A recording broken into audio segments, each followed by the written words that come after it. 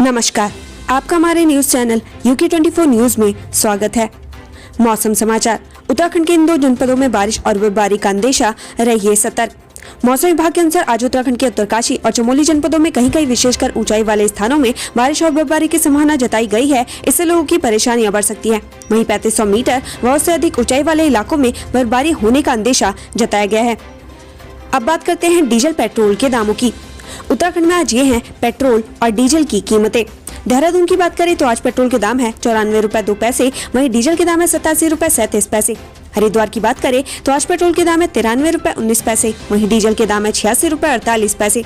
रुद्रपुर की बात करें तो आज पेट्रोल के दाम है 93 रुपए 45 पैसे, वहीं डीजल के दाम है 86 रुपए 80 पैसे। हल्द्वानी की बात करें तो आज पेट्रोल के दाम है 93 रुपए 27 पैसे, वहीं डीजल के दाम है 86 रुपए 60 पैसे। जानिए आज देश और प्रदेश में क्या कुछ रहेगा खास। पुणे मेट्रो रेल परियोजना का शुभारंभ। प्रधानमंत्री नरेंद्र मोदी पुणे दौरे पर रहेंगे। पीएम पुणे मेट्रो रेल परियोजना को हरी झंडी दिखाएंगे। यह परियोजना 11,400 करोड़ रुपए से अधिक की लागत से पूरी की गई है। पीएम मोदी विभिन्न विकास परियोजनाओं का उद्घाटन और शिलान्यास भी करेंगे। अंतर्राष्ट्रीय ऊंट उत्सव। राजस्थान के बीकानेर में आज से अंतर्राष्ट्रीय ऊंट उत्सव आयोजित किया जाएगा। ऊंट उत्सव की शुरुआत हेरिटेज वॉक के साथ होगी। हेरिटेज वॉक सुबह 7 बजे लक्ष्मीनाथ मंदिर से रामपुरिया हवेलिया तक आयोजित की जाएगी। इस श्रृंखला में राष्ट्रीय ऊष्ट अनुसंधान केंद्र में ऊंट सज्जा, ऊंट दौड़, ऊंट पर कटिंग, ऊंट नृत्य, मिस्टर बिकाना, मिस मरवन कुश्ती, घरसाकसी और महिलाओं की मटका दौड़ का आयोजन होगा। नीट MDS 2022 परीक्षा। राष्ट्रीय पात्रता सह प्रवेश परीक्षा आज आयोजित की जाएगी। ये परीक्षा देश भर के अलग अलग केंद्रों पर कंप्यूटर आधारित प्लेटफॉर्म पर आयोजित होगी। नीट MDS 2022 का आयोजन पूरे भारत में 259 डेंटल कॉलेजों में दी जाने वाली 6,228 मास्टर्स ऑफ डेंटल सर्जरी सीटों के प्रवेश के लिए किया जाएगा। परिणाम 21 मार्च 2022 तक घोषित किया जाएगा। हल्द्वानी से दिल्ली के लिए नॉन स्टॉप बसें। आज से रोजाना हल्द्वानी से दिल्ली के लिए रोडवेज बसें की 3 नॉन स्टॉप वॉल्वो बसें चलेगी। ये बसें हल्द्वानी से दिल्ली तक सफर में केवल रुद्रपुर में सवारी उतारने के लिए ही रुकेंगी। निर्माण में अलग अलग समय पर 3 बसों का संचालन किया जाएगा। रोडवेज की नॉन स्टॉप वॉल्वो बसें यात्रियों को हल्द्वानी से दिल्ली व दिल्ली से हल्द्वानी तक का सफर महज 5.5 घंटे में पूरा कराएंगी। भारत पाकिस्तान मुकाबला। न्यूजीलैंड में खेले जा रहे ICC महिला विश्व कप 2022 में आज भारत और पाकिस्तान की महिला टीमें एक दूसरे से भिड़ेंगे। मैच बे ओवल में खेला जाएगा। ICC महिला विश्व कप 2022 राउंड रॉबिन फॉर्मेट में खेला जा रहा है। इस टूर्नामेंट में 8 टीमें शामिल हैं। लीग की टॉप 4 टीमों को सीधे अंतिम 4 में जगह मिलेगी, जहां वो आपस में सेमीफाइनल मुकाबले में भिड़ेंगे। Ranji trophy Uttarakhand versus Andhra. Ranji trophy में केरल के त्रिवेंद्रम स्थित KCA क्रिकेट ग्राउंड पर उत्तराखंड और आंध्र प्रदेश के बीच तीसरे दिन का खेल खेला जाएगा, जिसमें आंध्र प्रदेश ने अपनी पहली पारी में 226 रन बनाकर उत्तराखंड पर 32 रन की बढ़त बनाई। उत्तराखंड ने अपनी पहली पारी में 194 रन बनाए थे। पीएम मोदी ने यूक्रेन की स्थिति, भारतीयों की निकासी को लेकर की हाई लेवल मीटिंग। प्रधानमंत्री नरेंद्र मोदी ने यूक्रेन की स्थिति और वहां से भारतीय नागरिकों को निकालने के लिए भारत के प्रयासों पर चर्चा के लिए एक और उच्च स्तरीय बैठक की। बैठक में बताया गया कि केंद्र सरकार उन भारतीय छात्रों को वापस लाने के लिए प्रयासरत है जो युद्ध में फंस गए हैं। रुद्रपुर पुलिस ने किया चोरी का खुलासा, फैक्ट्री का चालक ही निकला चोर। सिडकुल में लाखों की चोरी के मामले में पंथनगर पुलिस ने फैक्ट्री के ड्राइवर को गिरफ्तार किया है। आसपास लगे CCTV कैमरे खंगालने पर पुलिस को अहम सुराग हाथ लगे, जिसके बाद पुलिस के हाथ आरोपी के गिरेबान तक पहुंच गए। पुलिस ने बताया कि आरोपी चालक से 32 लाख की नकदी, 39 चांदी के सिक्के व 1 चांदी की मूर्ति बरामद कर ली गई है। पुलिसकर्मी की मार से आहत युवक ने की आत्महत्या, परिजनों ने किया हंगामा।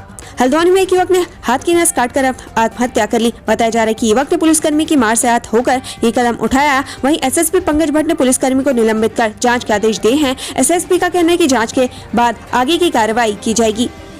तुंगनाथ मंदिर में जमी 5 फीट से अधिक बर्फ, लुत्फ उठाने पहुंच रहे सैलानी। प्रसिद्ध तुंगनाथ मंदिर में इन दिनों बर्फ से ढका हुआ है। मंदिर के आगे के हिस्से में 5 फीट से अधिक तक बर्फ जमी है। भले ही इन दिनों भक्तों के लिए मंदिर के कपाट बंद हो, लेकिन बर्फबारी का आनंद लेने के लिए भारी संख्या में भक्त यहां पहुंच रहे हैं। हाईकोर्ट ने रखी पूर्व आयकर अधिकारी की सजा बरकरार, आय से अधिक संपत्ति का है मामला। नैनीताल हाईकोर्ट ने आय से अधिक संपत्ति मामले में आरोपी IAS आयकर अधिकारी श्वेताब सुमन मामले में सुनवाई की। कोर्ट ने मामले को सुनने के बाद श्वेताब सुमन सहित अन्य 3 लोगों की सजा बरकरार रखी है। स्पेशल जज प्रिवेंशन ऑफ करप्शन देहरादून ने श्वेताब सुमन को 7 साल की सजा सुनाई, साथ में 3,70,14,00,000 रुपए की जुर्माना भी लगा। इस आदेश के खिलाफ उन्होंने हाईकोर्ट में अपील की। नमामि गंगे परियोजना पर 6 सालों में खर्च हुए 482.59 करोड़, हालात जस के तस। उत्तराखंड में नमामि गंगे परियोजना के तहत 6 सालों में 482.59 करोड़ खर्च किए गए हैं। आरटीआई से मिली जानकारी के अनुसार खर्च का विवरण दिया गया।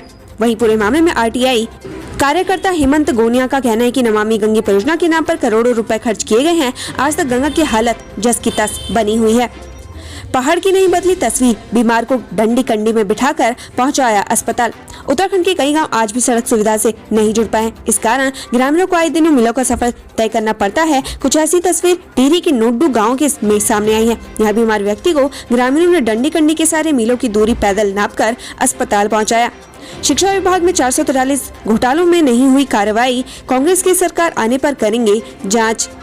कांग्रेस प्रदेश अध्यक्ष गणेश गोदियाल ने कैग की रिपोर्ट का हवाला देकर शिक्षा विभाग में 443 घोटालों को लेकर सवाल उठाए हैं। उन्होंने कहा कि कैग की रिपोर्ट के बाद भी अधिकारियों ने कोई कार्रवाई करना मुनासिब नहीं समझा। यदि कांग्रेस की सरकार आती है तो सभी दोषी अधिकारियों के खिलाफ कार्रवाई की जाएगी। अब ग्रेजुएशन में मेरिट के आधार नहीं होगा, गढ़वाल विश्वविद्यालय में एडमिशन देना होगा एंट्रेंस एग्जाम। अगर आप भी उत्तराखंड के हिमवती नंदन बहुगुणा गढ़वाल केंद्रीय विश्वविद्यालय श्रीनगर में एडमिशन लेना चाहते हैं तो इस बार आपको एंट्रेंस टेस्ट देना होगा। इससे पहले गढ़वाल विश्वविद्यालय में मेरिट के आधार पर ग्रेजुएशन में एडमिशन दिया जाता था, लेकिन इस बार नियम में बदलाव किया गया है। विश्वविद्यालय प्रशासन की तरफ से स्पष्ट किया गया है कि आगामी सत्र 2022-23 में स्नातक में एडमिशन लेने के लिए प्रवेश परीक्षा देनी होगी। देश के सभी केंद्रीय विश्वविद्यालय के स्नातक कक्षाओं में प्रवेश के लिए एक रूपता लाने का निर्णय भारत सरकार के शिक्षा मंत्रालय ने लिया है। हरिद्वार दवा कंपनी में कंप्रेसर फटने से बड़ा धमाका, बाल बाल बचे कर्मचारी। औद्योगिक क्षेत्र सिडकुल में एक दवा बनाने वाली कंपनी में उस वक्त अफरा तफरी मच गई जब फैक्ट्री का एक कंप्रेसर तेज धमाके के साथ फट गया। यह धमाका इतना तेज था कि फैक्ट्री का एक बड़ा हिस्सा क्षतिग्रस्त हो गया। गनीमत रही कि उस समय फैक्ट्री में टी ब्रेक का टाइम था, जिस कारण अधिकतर कर्मचारी बाहर चाय पीने गए हुए थे। इस घटना में किसी के हताहत होने की सूचना नहीं है। मौके पर दमकल के वाहन और पुलिस मौजूद है। अवैध खनन पर बड़ी कार्रवाई, 2 स्टोन क्रशरों पर लगाया 17 करोड़ से अधिक का जुर्माना। उत्तराखंड के उधमसिंह नगर जिले में जिला प्रशासन ने अवैध खनन के खिलाफ बड़ा कदम उठाया है। यहाँ जिला अधिकारी ने काशीपुर के 2 स्टोन क्रशर्स पर 17 करोड़ रुपए से अधिक का जुर्माना लगाया है। पुष्प उत्पादन को बढ़ावा देने के लिए कुमाऊं और गढ़वाल मंडल में खोली जाएंगी मंडियां। उत्तराखंड में आत्मनिर्भर उत्तराखंड योजना के तहत पुष्प उत्पादन को बढ़ावा देने की कवायद शुरू करने की तैयारी है। उद्यान एवं कृषि कल्याण सचिव आर मीनाक्षी सुंदरम ने बताया कि प्रदेश में पुष्प उत्पादन को बढ़ावा देने के लिए 2 मंडियां खोली जाएंगी। हरिद्वार की सड़कों पर जाम के झाम से मिलेगी मुक्ति, वन वे सिस्टम लागू। धर्मनगरी हरिद्वार में साल में करीब 9 माह यात्रियों की भरमार रहती है। जैसे जैसे यात्रियों की संख्या बढ़ती है वैसे वैसे सड़कों पर ऑटो, ई रिक्शा और विक्रम भी बढ़ जाते हैं, जिस कारण सड़कों पर जगह जगह जाम। स्थानीय लोगों के साथ यात्री भी जाम में फंसे नजर आते हैं। लोगों की इस समस्या के लिए एक बार फिर पुलिस ने शहर के प्रमुख देवपुरा चौक से पोस्ट ऑफिस तिराही तक जाने के लिए वन वे व्यवस्था लागू कर दी है। इस व्यवस्था से जहां स्थानीय लोग खुश हैं तो वहीं टेम्पो चालक इस नई व्यवस्था के कारण लंबे रूट होने के कारण नाराज हैं। लापरवाही, दवाओं का आधा बजट भी खर्च नहीं कर पाया पीएस राजकीय चिकित्सालय। उत्तराखंड के सरकारी हॉस्पिटलों में मरीजों को कैसे बेहतर इलाज मिलेगा जब वहां का सिस्टम दवाओं का बजट ही नहीं खर्च पा रहा है। एसपीएस राजकीय चिकित्सालय ऋषिकेश को 20 करोड़ रुपए दवाओं के लिए बजट मिला था, लेकिन वित्तीय वर्ष खत्म होने को और एसपीएस राजकीय चिकित्सालय ऋषिकेश दवाओं के नाम पर 7 करोड़ रुपए भी खर्च नहीं कर पाया। ऋषिकेश नवजात की मौत पर परिजनों का हंगामा, डॉक्टर पर लापरवाही का आरोप। राजकीय चिकित्सालय ऋषिकेश में नवजात बच्चे की मौत पर परिजनों ने जमकर हंगामा काटा। परिजनों ने डॉक्टरों पर आरोप लगाते हुए कहा कि बच्चे के जन्म के तुरंत बाद बच्चे की हालत गंभीर हो गई। ऐसे में परिजनों ने उसको हायर सेंटर रेफर करने के लिए कहा, लेकिन बच्चे को बिना ऑक्सीजन लगाए ही उसको रेफर कर दिया गया, जिससे बच्चे की मौत हो गई। परिजनों ने डॉक्टरों पर कार्रवाई की मांग की है। हल्द्वानी में मामूली कहासुनी को लेकर 2 पक्षों में पथराव, 5 लोग घायल।